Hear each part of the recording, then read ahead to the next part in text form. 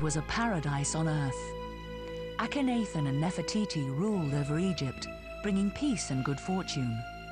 The royal couple adored one another. Nefertiti was the loveliest woman in the land, and Akhenaten a great visionary.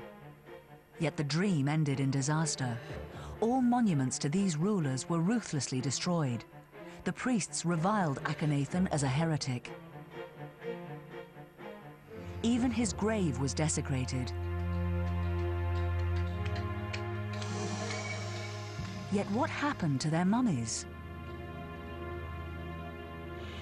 Did they perish in the hatred unleashed by the priests?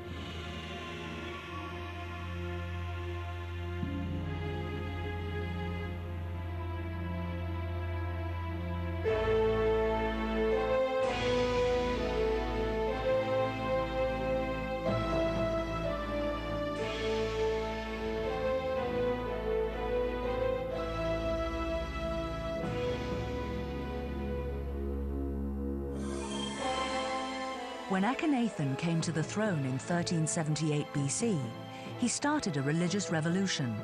His aim was to exalt the worship of the sun god to the exclusion of all others.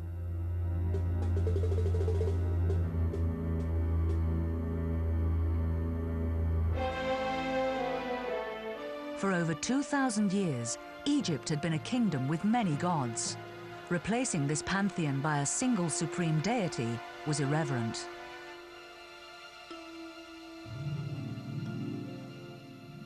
Akhenaten was not merely a founder of religion. He was the first founder of a religion known to history. How could one individual believe that he could break with the ancient traditions of the Nile? In the 4th year of his reign, Akhenaten sent an alarming message to the high priest of Amun. The king ordered the building of a new temple in honor of a virtually unknown deity, the sun god, Aten. It was the largest place of worship ever planned in Egypt. Akhenaten planned to make sacrifices to his god on more than 400 altars. The old temple, until then Egypt's most splendid building, looked almost humble beside it.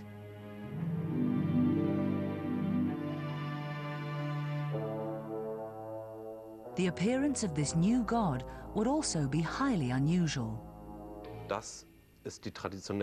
This is the traditional way of portraying the Egyptian sun god, always with a human body, a falcon's head, and the sun disk, and always seen from the side.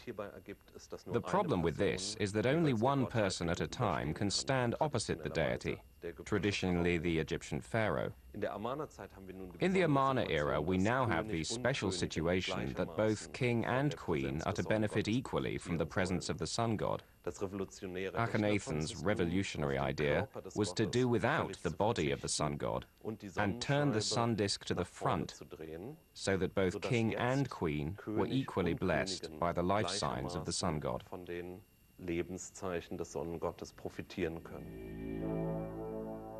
Until this time, religious services were officiated only by priests and the pharaoh.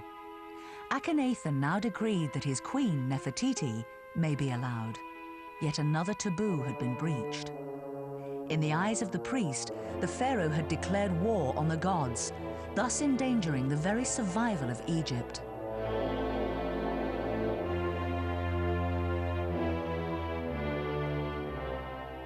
The high priest would have to defy him.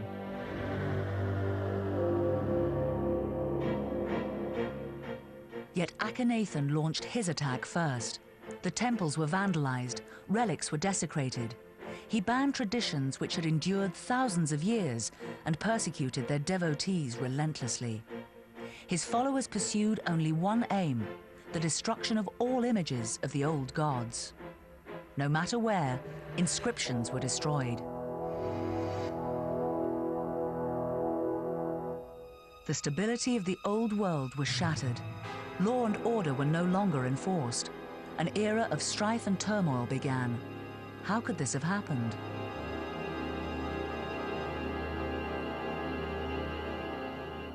The Temple of Karnak was a mighty fortress. Hundreds of priests served in its halls. Its treasure chambers overflowed, just like those of the pharaoh. its doors were always open to the country's elite.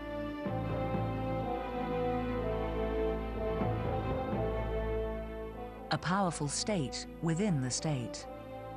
And its high priest a dangerous rival for the royal court. His task was to ensure that the gods were accessible to the people. The Egyptians were firmly convinced that the country would fall into decline if the cult was disrupted.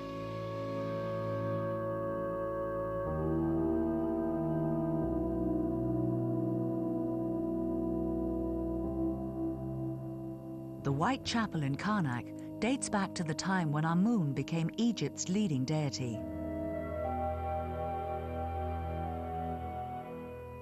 Its pictures proclaimed an everlasting truth: the king in communion with God. The inscriptions too evoked this magical unity. It was believed the god recognized the pharaoh if the latter offered him a sacrifice, a mutual agreement as long as they respected the game's traditions, which were divide and rule.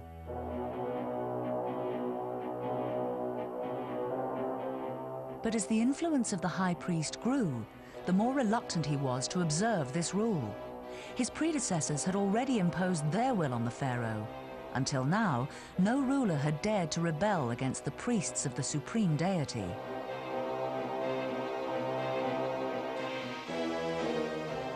In sacred processions, they demonstrated their power.